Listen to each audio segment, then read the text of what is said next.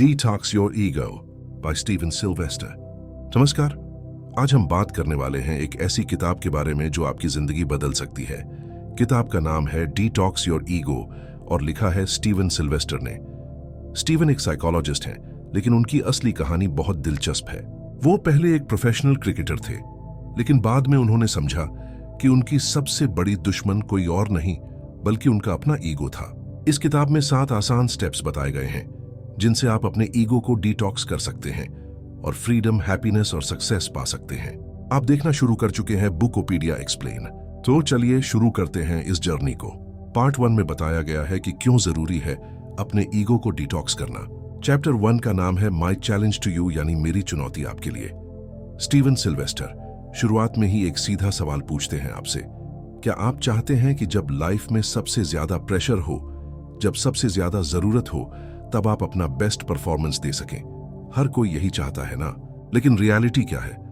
जब हम exam hall में बैठते हैं, जब हम इंटरव्यू में जाते हैं, जब हम कोई इंपॉर्टेंट प्रेजेंटेशन देने वाले होते हैं, तब हमारा दिमाग क्या करता है? वो जम जाता है, खाली हो जाता है। क्यों? स्टीवन बताते हैं कि इसकी वजह है हमारा ईगो। ईगो एक तरह का डिफेंस सिस्टम है जो ऑटोमेटिकली एक्टिवेट हो जाता है जब हम कुछ इंपॉर्टेंट करते हैं। ये डिफेंस सिस्टम हमें एंजाइटी, फियर और रिजेक्शन से बचाने की कोशिश करता है। लेकिन आयरनी ये है कि जो चीज हमें बचाने आती है वही एक्चुअली हमारी परफॉर्मेंस को बिगाड़ देती है। स्टीवन कहते हैं कि यह चैलेंज सिर्फ एथलीट्स के लिए नहीं है, यह हर उस इंसान के लिए है जो अपनी जिंदगी में कुछ बड़ा करना चाहता है। चाहे आप स्टूडेंट हो, प्रोफेशनल हो, आर्टिस्ट हो या एंटरप्रेन्योर, ईगो आपकी सबसे बड़ी रुकावट बन सकता है। चैप्टर 2 का नाम है एन इन्विटेशन, यानी एक निमंत्रण। अब स्टीवन एक बहुत इंटरेस्टिंग सवाल पूछते हैं। जब आपने पहली बार इस किताब का टाइटल देखा तो आपके मन में क्या आया? क्या आपने सोचा यह क्या बकवास है, मुझे अपने ईगो की कोई प्रॉब्लम नहीं है? या फिर आप क्यूरियस हो गए कि चलो देखते हैं ये क्या कहना चाहता है? स्टीवन कहते हैं कि चाहे आप ओपन माइंड से आए हो या क्लोज्ड माइंड से, ये किताब आपके लिए ही है। वो डिटॉक्स शब्द को एक्सप्लेन करते हैं। डिटॉक्स का मतलब है किसी टॉक्सिक चीज से छुटकारा पाना। और ईगो क्या है? ईगो मतलब खुद को जरूरत से ज्यादा इंपॉर्टेंट समझना। लेकिन ध्यान दीजिए, स्टीवन ये नहीं कह रहे कि आप खुद को अनइम्पॉर्टेंट समझो, बिल्कुल नहीं। वो कह रहे हैं कि जब आप कुछ इंपॉर्टेंट कर रहे हो, तब अगर आपका फोकस सिर्फ अपने ऊपर हो, सिर्फ मैं पर हो, तो वो टॉक्सिक हो जाता है। इस किताब का असली पर्पस है कि आप अपनी सेल्फ इंटरेस्ट को कम करें, खासकर जब स्टेक्स हाई हों। जब आप यह सीख जाते हैं तब आप सच में फ्री महसूस करते हैं। चैप्टर 3 का नाम है the art of becoming open, यानी खुले दिमाग की कला। स्टीवन यहां पर एक बहुत इंपॉर्टेंट कॉन्सेप्ट इंट्रोड्यूस करते हैं। वो कहते हैं कि जब तक आप ओपन नहीं होंगे तब तक आप कुछ नया नहीं सीख सकते। क्लोज्ड माइंड वाले लोग कैसे होते हैं? वो हमेशा डिफेंसिव रहते हैं। अगर कोई उनको कुछ बताए तो वो इमीडिएटली जस्टिफाई करना शुरू कर देते हैं। नहीं नहीं, मैं ऐसा नहीं हूं, तुम गलत हो। ये ईगो का रिएक्शन है। ओपन माइंड वाले लोग क्या करते हैं? वो सुनते हैं, वो ऑब्जर्व करते हैं, वो अपने बारे में नई चीजें जानने के लिए रेडी रहते हैं, भले ही वो अनकंफर्टेबल क्यों ना हो। स्टीवन कहते हैं कि ईगो को डिटॉक्स करने की पहली कंडीशन है खुला होना। अगर आप पहले से ही यह मान लें कि आपको सब पता है, तो फिर आप कभी बदल नहीं सकते। चैप्टर 4 का नाम है learn to stop, look and listen. Steven यहां पर एक पुराना टेलीविजन रोड सेफ्टी एड याद दिलाते हैं जो यूनाइटेड किंगडम में बच्चों को सिखाया जाता था। जब आप रोड क्रॉस करो तो पहले रुको, फिर दोनों तरफ देखो और गाड़ियों की आवाजें सुनो। वो कहते हैं कि यही टेक्निक हमें अपनी जिंदगी में भी अप्लाई करनी चाहिए, खासकर जब हम प्रेशर में हो। रुकिए, एक मोमेंट लीजिए, रिएक्ट करने से पहले पॉज कीजिए, अंदर देखिए क्या चल रहा है आपके अंदर, क्या इमोशंस हैं, क्या थॉट्स हैं। अपनी इनर वॉइस को सुनिए, आप खुद को क्या बता रहे हैं। स्टीवन 2 क्रिटिकल क्वेश्चंस बताते हैं जो आपको खुद से पूछने चाहिए। मैं खुद को क्या बता रहा हूं और मैं खुद को यह क्यों बता रहा हूं? जब आप ये क्वेश्चंस पूछते हैं तब आपको अपने ईगो पैटर्न्स समझ में आने लगते हैं। आपको पता चलता है कि आपका ईगो कब और कैसे एक्टिवेट होता है। पार्ट 2 में बताई गई है डिटॉक्स योर ईगो की डिस्कवरी, यानी खोज की कहानी। चैप्टर 5 का नाम है विनिंग फॉर वन सेल्फ, यानी अपने लिए जीतना। अब स्टीवन अपनी पर्सनल स्टोरी शेयर करते हैं और यह बहुत पावरफुल है। वो बताते हैं कि वो प्रोफेशनल क्रिकेटर कैसे बने और फिर कैसे उनका करियर क्रैश हो गया। स्टीवन को क्रिकेट खेलने का शौक था। वो काउंटी क्रिकेट में खेल रहे थे, लेकिन उनके पास कोई प्रोफेशनल कॉन्ट्रैक्ट नहीं था। वो बस खेलने के लिए खेल रहे थे, एंजॉयमेंट के लिए। और क्या होता था, उनकी परफॉर्मेंस अमेजिंग थी। वो फ्रीली खेल रहे थे, प्रेशर नहीं था, एक्सपेक्टेशंस नहीं थी, बस प्योर क्रिकेट। उन्होंने एक मैच में इतना अच्छा खेला कि उनको 4 वीक ट्रायल कॉन्ट्रैक्ट मिल गया। यह उनके लिए ड्रीम कम ट्रू था, प्रोफेशनल क्रिकेटर बनने का मौका। लेकिन जैसे ही कॉन्ट्रैक्ट मिला, चीजें बदलने लगीं। अब स्टीवन के माइंड में एक वॉइस आने लगी, अब तुम्हें प्रूव करना होगा कि तुम इस कॉन्ट्रैक्ट के लायक हो। अगर तुमने अच्छा नहीं खेला तो कॉन्ट्रैक्ट चला जाएगा। तुम्हें सबको दिखाना होगा कि तुम बेस्ट हो। यह ईगो की आवाज थी, और इस आवाज ने स्टीवन के गेम को बर्बाद कर दिया। जितना ज्यादा वो प्रूव करने की कोशिश करते, उतना ज्यादा वो फेल होते। नर्वसनेस बढ़ती गई, कॉन्फिडेंस गिरता गया। पहले 4 हफ्तों में जब उनके पास कॉन्ट्रैक्ट नहीं था, तब वो मास्ट थे। लेकिन जब कॉन्ट्रैक्ट मिला और फर्स्ट टीम डेब्यू हुआ, तब सब बिगड़ गया। क्यों? क्योंकि अब वो अपने लिए खेल रहे थे, वो खुद को प्रूव करने के लिए खेल रहे थे। वो डर रहे थे कि लोग क्या सोचेंगे। स्टीवन यहां पर एक बहुत इंपॉर्टेंट लेसन देते हैं। अपने लिए जीतना हारने का सबसे तेज रास्ता है। जब आप सिर्फ अपने लिए जीतना चाहते हैं, तो आप हार जाते हैं। चैप्टर 6 का नाम है conclusion winning a warning. Steven ने 4 साल तक प्रोफेशनल क्रिकेट खेला, लेकिन वो कंसिस्टेंटली अच्छा परफॉर्म नहीं कर पाए। फाइनली उन्होंने क्रिकेट छोड़ दिया और साइकोलॉजी में चले गए। लेकिन वो यह एक्सपीरियंस वेस्ट नहीं गया। स्टीवन ने इससे बहुत कुछ सीखा। उन्होंने वर्ल्ड क्लास प्लेयर्स के साथ खेला था, उनको ऑब्जर्व किया था। उन्होंने देखा था कि चैंपियंस कैसे सोचते हैं, कैसे बिहेव करते हैं, और अब उनका मिशन बन गया दूसरे लोगों को वो गलतियां करने से बचाना जो उन्होंने की थी। उन्हें समझाना कि ईगो कैसे परफॉर्मेंस को डिस्ट्रॉय करता है और कैसे आप अपने ईगो को डिटॉक्स करके अपनी ट्रू पोटेंशियल तक पहुंच सकते हैं। चैप्टर 7 का नाम है वर्ल्ड चैंपियंस। स्टीवन ने एक बहुत इंटरेस्टिंग डिस्कवरी की। उन्होंने सर विव रिचर्ड्स जैसे वर्ल्ड चैंपियंस को स्टडी किया। सर विव एक लेजेंडरी वेस्ट इंडीज क्रिकेटर थे। स्टीवन ने पाया कि सर विव में 2 कॉन्ट्राडिक्टरी क्वालिटीज थीं। एक तरफ वो बहुत ईगोटिस्टिकल थे, वो शोमैन थे, एरोगेंट थे, खुद को बेस्ट मानते थे। लेकिन दूसरी तरफ वो बहुत सेल्फलेस भी थे। जब वो खेलते थे तो वो अपने लिए नहीं, अपने वेस्ट इंडीज के लिए खेलते थे, अपनी टीम के लिए, अपने लोगों के लिए। और यहां पर मैजिक होता था। सर विव मिली सेकेंड्स में इन दोनों के बीच स्विच कर लेते थे। जब जरूरत होती थी ईगो दिखाने की, तब वो शो करते थे। लेकिन जब खेलने का टाइम आता था, तब वो पूरी तरह सेल्फलेस हो जाते थे। स्टीवन ने यह पैटर्न दूसरे चैंपियंस में भी देखा। सभी वर्ल्ड चैंपियंस में यह एबिलिटी थी कि वो अपने ईगो को कंट्रोल कर सकें और बिगर पर्पस के लिए खेल सकें। चैप्टर 8 का नाम है become inspired to do more in life. Steven कहते हैं कि वर्ल्ड चैंपियंस सिर्फ जीतने के लिए नहीं खेलते, वो इंस्पायर करने के लिए खेलते हैं। उनका पर्पस होता है दूसरों को मोटिवेट करना, अपनी कम्युनिटी को कुछ देना। जब आपका फोकस सिर्फ अपनी विनिंग पर होता है, तब आप छोटे रह जाते हैं। लेकिन जब आपका फोकस कंट्रीब्यूशन पर होता है, लेगेसी पर होता है, तब आप ट्रूली ग्रेट बन सकते हैं। क्रिकेट छोड़ने के बाद स्टीवन ने साइकोलॉजी की पढ़ाई की।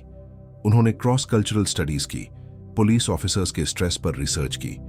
वो समझना चाहते थे कि हाई प्रेशर सिचुएशंस में लोग कैसे कोप करते हैं। फिर उन्होंने स्पोर्ट्स साइकोलॉजी में स्पेशलाइजेशन की और धीरे धीरे उनका फोकस क्लियर होता गया, ईगो और परफॉर्मेंस के बीच का कनेक्शन। चैप्टर 10 का नाम है स्टडीइंग साइकोलॉजी। स्टीवन ने ऑक्यूपेशनल साइकोलॉजी में मास्टर्स किया। फिर वो इलीट एथलीट्स के साथ काम करने लगे।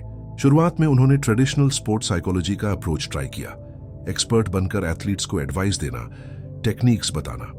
लेकिन यह काम नहीं कर रहा था। एथलीट्स एडवाइस तो सुन लेते थे, लेकिन इंप्लीमेंट नहीं कर पा रहे थे। तब स्टीवन ने अपना अप्रोच बदला।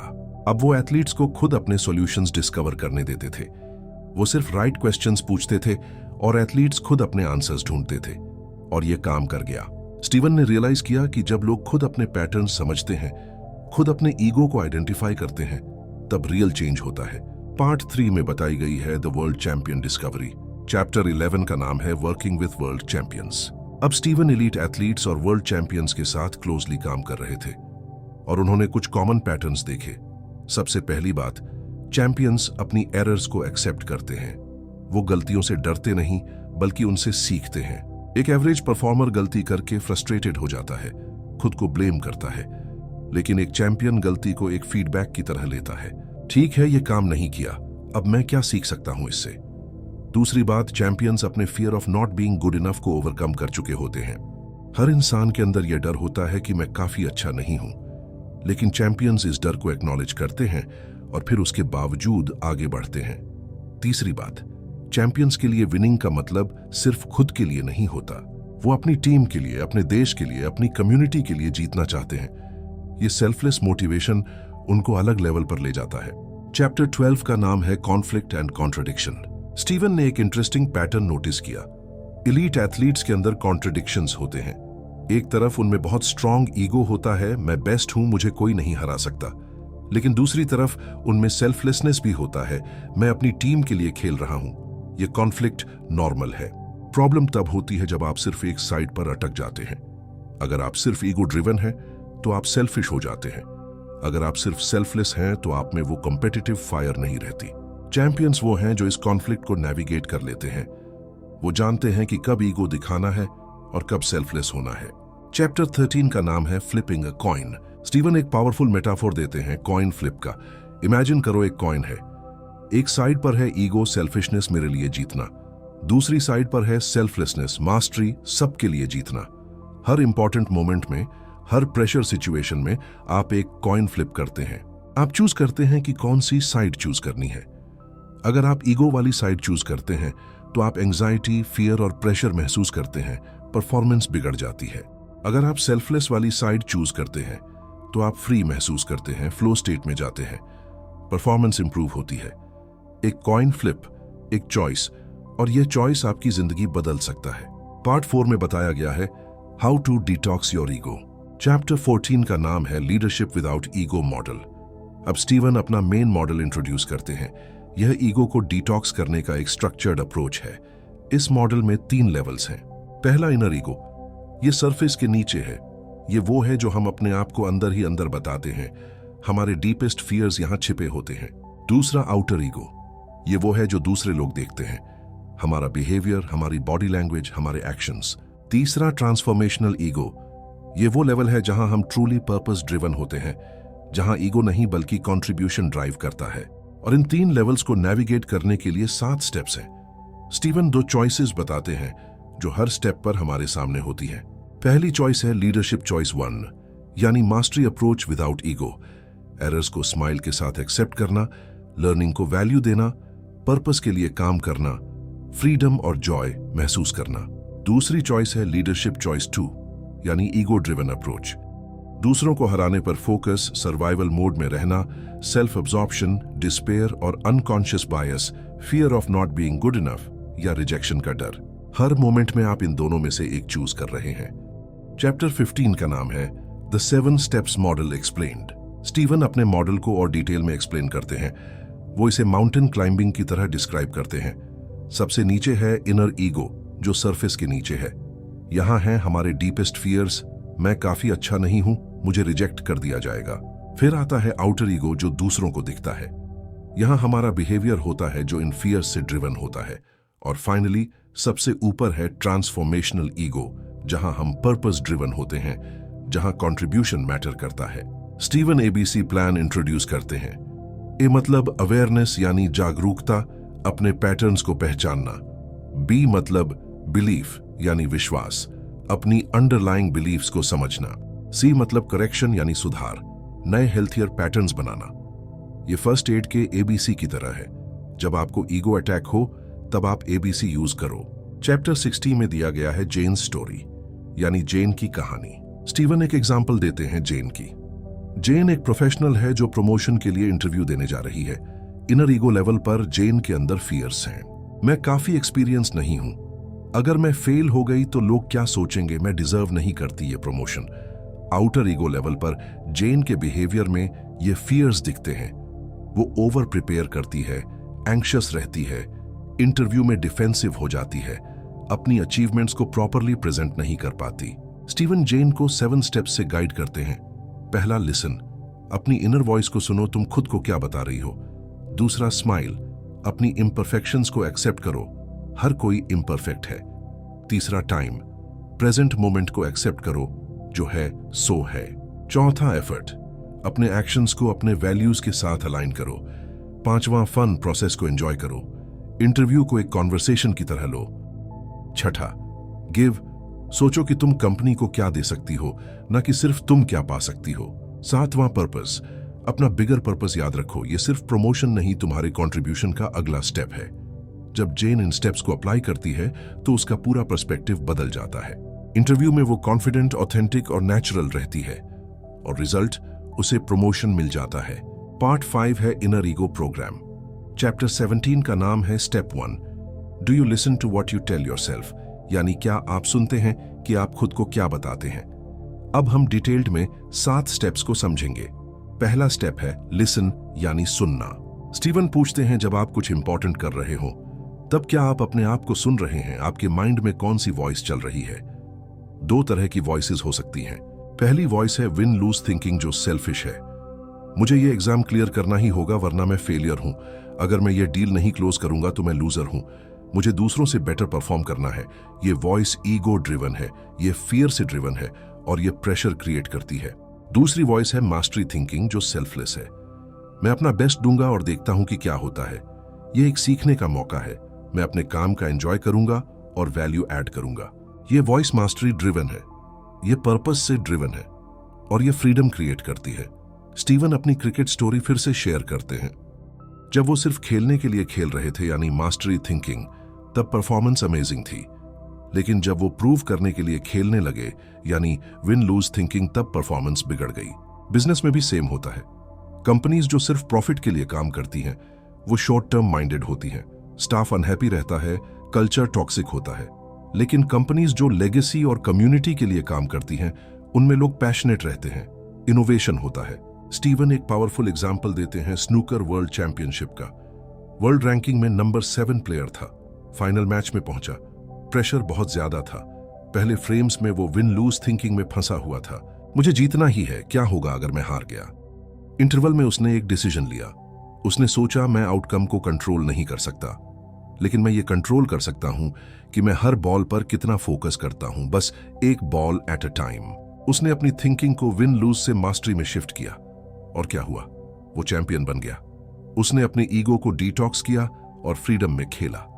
तो लिसन स्टेप का सार है, अपनी इनर वॉइस को पहचानो। क्या तुम फियर से ड्रिवन हो या पर्पस से? चैप्टर 18 का नाम है स्टेप 2, डू यू हेट और स्माइल एट योर एरर्स। दूसरा स्टेप है स्माइल, यानी मुस्कुराना। स्पेसिफिकली अपनी एरर्स पर मुस्कुराना। स्टीवन पूछते हैं, जब आप गलती करते हैं तब आपकी पहली रिएक्शन क्या होती है? 2 चॉइसेस हैं। पहली चॉइस है हेट एरर्स, यानी ईगो रिएक्शन। ओह नहीं, मैंने गलती कर दी, मैं कितना स्टूपिड हूं, यह बर्दाश्त नहीं होना चाहिए, मुझसे गलतियां नहीं होनी चाहिए, अब सब लोग सोचेंगे कि मैं इनकॉम्पिटेंट हूं। ये ईगो ड्रिवन रिस्पॉन्स है। जब आप अपनी एरर्स से हेट करते हैं तो आप एक्चुअली खुद से हेट कर रहे हैं और यह और ज्यादा एरर्स क्रिएट करता है। दूसरी चॉइस है एक्सेप्ट एरर्स, यानी सेल्फलेस रिस्पॉन्स। ठीक है, गलती हो गई, मैं इससे क्या सीख सकता हूं। यह इंटरेस्टिंग है। अब मुझे पता है कि यह अप्रोच काम नहीं करता। एरर्स ग्रोथ का हिस्सा है। यह मास्टरी ड्रिवन रिस्पॉन्स है।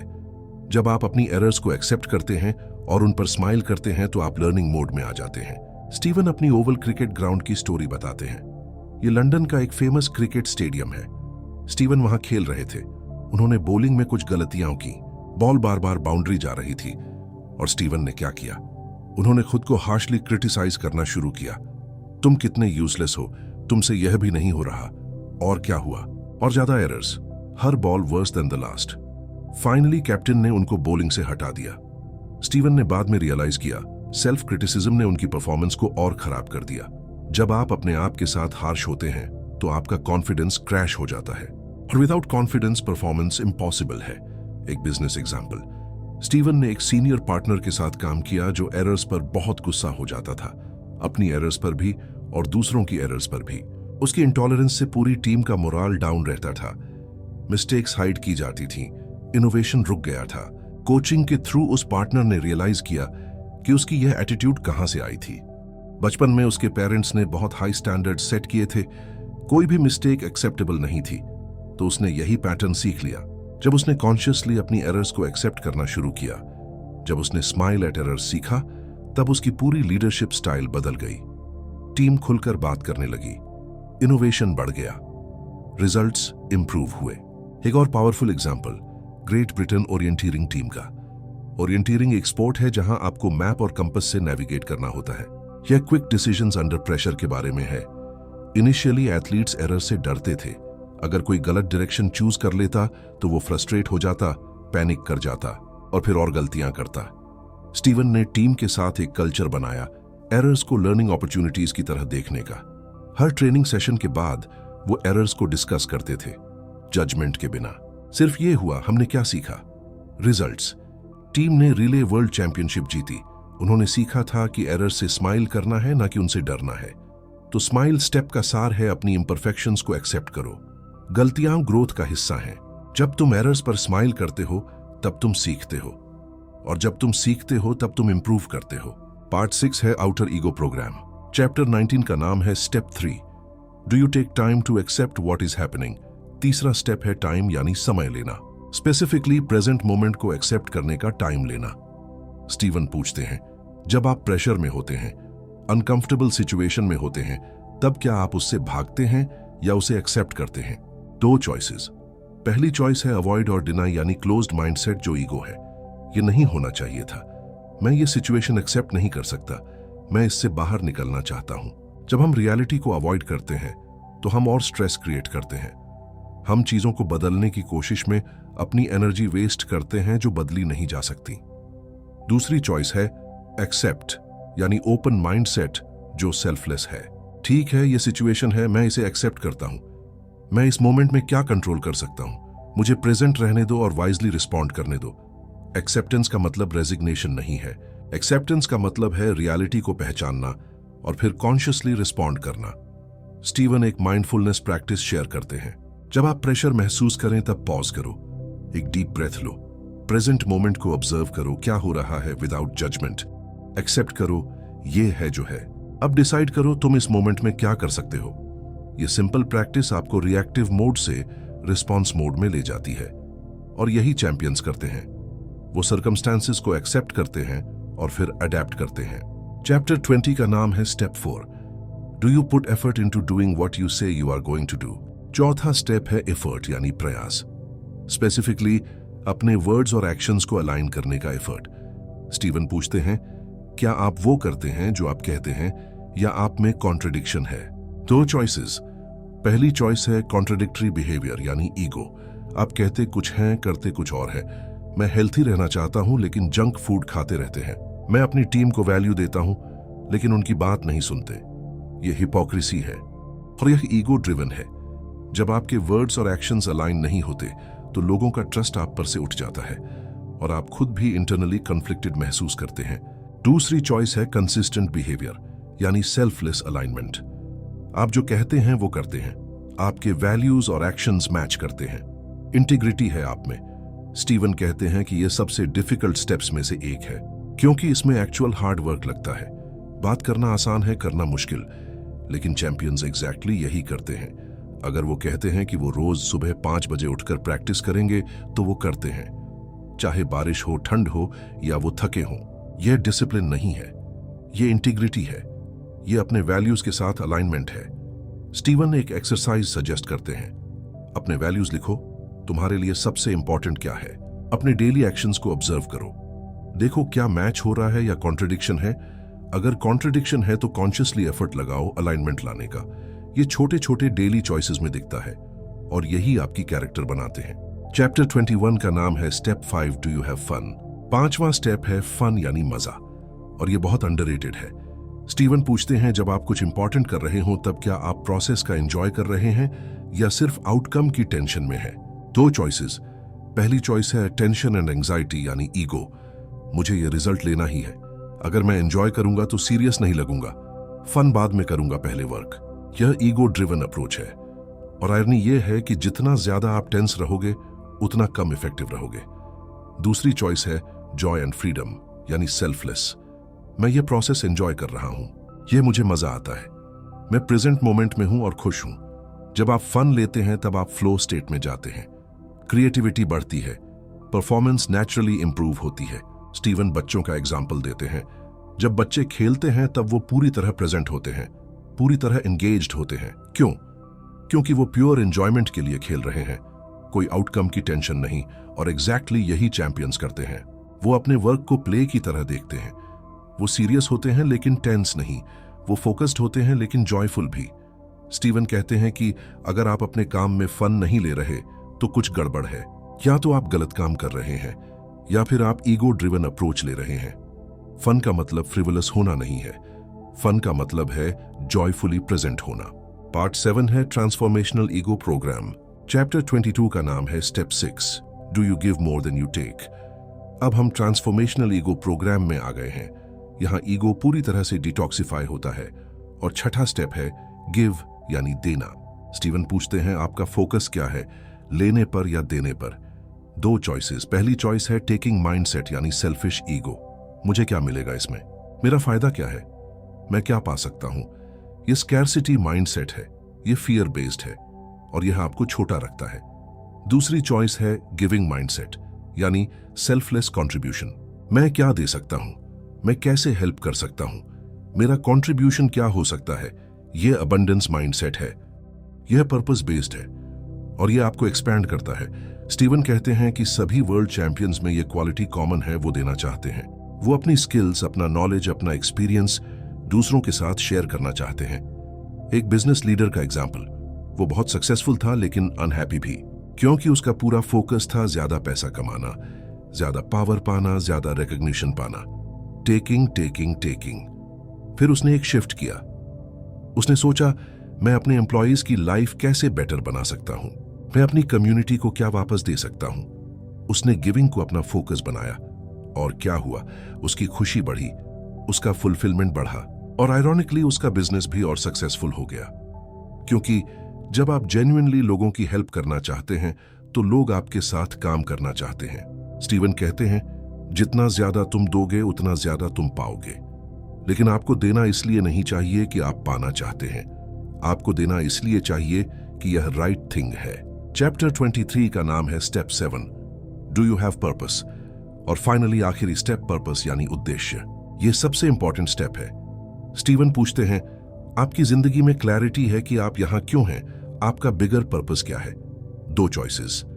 पहली चॉइस है आइडेंटिटी ड्रिवन बाय फियर यानी ईगो। मुझे प्रूव करना है कि मैं काफी अच्छा हूं, मुझे सक्सेसफुल बनना है ताकि लोग मुझे एक्सेप्ट करें। मेरी आइडेंटिटी मेरी अचीवमेंट से बनती है।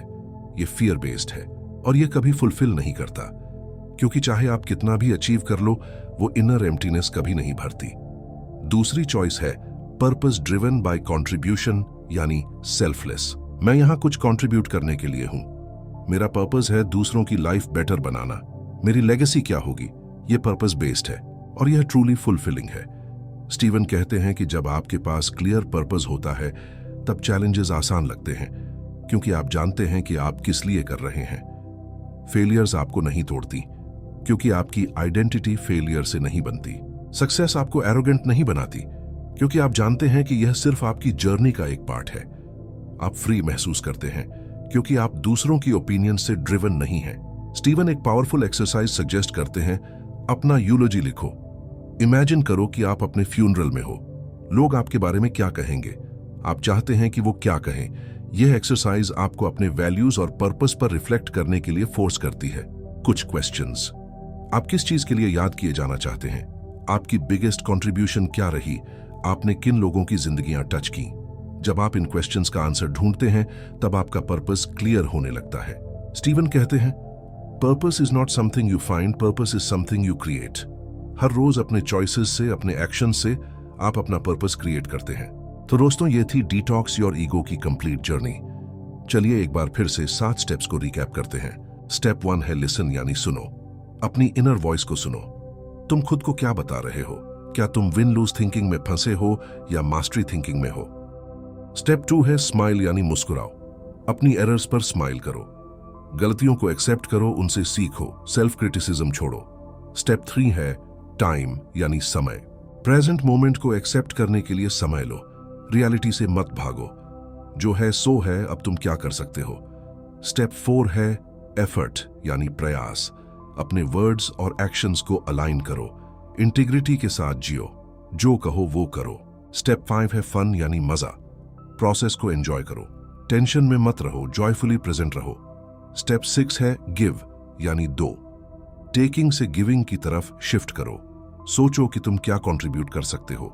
स्टेप 7 है पर्पस यानी उद्देश्य। अपना बिगर पर्पस जानो। तुम यहां क्यों हो? तुम्हारी लेगेसी क्या होगी? ये 7 स्टेप्स एक जर्नी है, सेल्फिशनेस से सेल्फलेसनेस की तरफ, ईगो से पर्पस की तरफ, फियर से फ्रीडम की तरफ। स्टीवन सिल्वेस्टर ने अपनी पर्सनल स्टोरी से शुरू किया।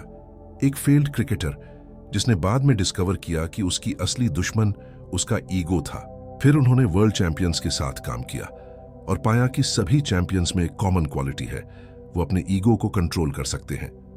और अब स्टीवन ने यह नॉलेज हम सबके साथ शेयर किया है, क्योंकि ईगो सिर्फ एथलीट्स की प्रॉब्लम नहीं है, यह हर उस इंसान की प्रॉब्लम है जो कुछ मीनिंगफुल करना चाहता है।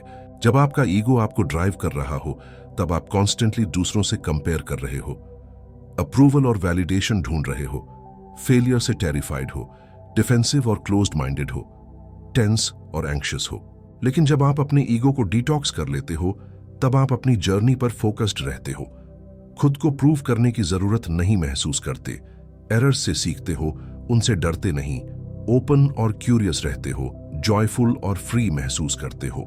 यह ट्रांसफॉर्मेशन ओवरनाइट नहीं होता, यह एक कंटिन्यूअस प्रैक्टिस है। हर दिन हर मोमेंट में आपके सामने चॉइस आती है, ईगो या पर्पस, फियर या फ्रीडम, टेकिंग या गिविंग। और हर बार जब आप कॉन्शियस चॉइस करते हो, हर बार जब आप अपने ईगो को पहचानते हो और फिर उससे अलग चूज करते हो, तब आप थोड़ा और फ्री हो जाते हो। स्टीवन कहते हैं कि हमारा अल्टीमेट गोल ये नहीं है कि हम अपने ईगो को पूरी तरह से खत्म कर दें, क्योंकि ईगो हमारा एक हिस्सा है। गोल यह है कि हम अपने ईगो को पहचानें, उसे समझें और कॉन्शियसली चूज करें कि हम उसे कब कंट्रोल में रखेंगे। यह किताब athletes, business leaders, students, artists, entrepreneurs सबके लिए है, क्योंकि हर कोई जो कुछ मीनिंगफुल करना चाहता है वो प्रेशर फेस करता है और प्रेशर में ईगो एक्टिवेट होता है। लेकिन अब आपके पास टूल्स हैं, आपके पास 7 स्टेप्स हैं, आपके पास ABC प्लान है, अवेयरनेस, बिलीफ, करेक्शन। जब भी आप प्रेशर महसूस करो, जब भी आप अपने ईगो को फील करो, तब पॉज करो, ऑब्जर्व करो क्या हो रहा है, 7 स्टेप्स को याद करो, कॉन्शियसली चूज करो और धीरे धीरे आप बदलने लगोगे। आपकी परफॉर्मेंस इंप्रूव होगी, आपकी रिलेशनशिप्स बेटर होंगी, आपकी हैप्पीनेस बढ़ेगी, क्योंकि जब आप अपने ईगो को डिटॉक्स करते हो, तब आप सच में फ्री हो जाते हो। Free to be yourself, free to enjoy the process, free to contribute, free to live with purpose. तो दोस्तों, अगर आपको लगता है कि आपका ईगो आपकी परफॉर्मेंस को, आपकी हैप्पीनेस को, आपकी ग्रोथ को रोक रहा है, तो इन 7 स्टेप्स को ट्राई करिए। Listen, smile, time, effort, fun, give, purpose. यह सिर्फ एक बुक नहीं है, यह एक ट्रांसफॉर्मेशन जर्नी है और यह जर्नी वर्थ इट है। फ्रीडम, हैप्पीनेस और सक्सेस आपका इंतजार कर रहे हैं। बस आपको अपने ईगो को डिटॉक्स करना है। धन्यवाद दोस्तों, उम्मीद है आपको यह समरी पसंद आई होगी। अगर आपको यह हेल्पफुल लगी तो प्लीज लाइक करें, शेयर करें और सब्सक्राइब करें बुकोपीडिया एक्सप्लेन को। और याद रखिए, detox your ego, transform your life.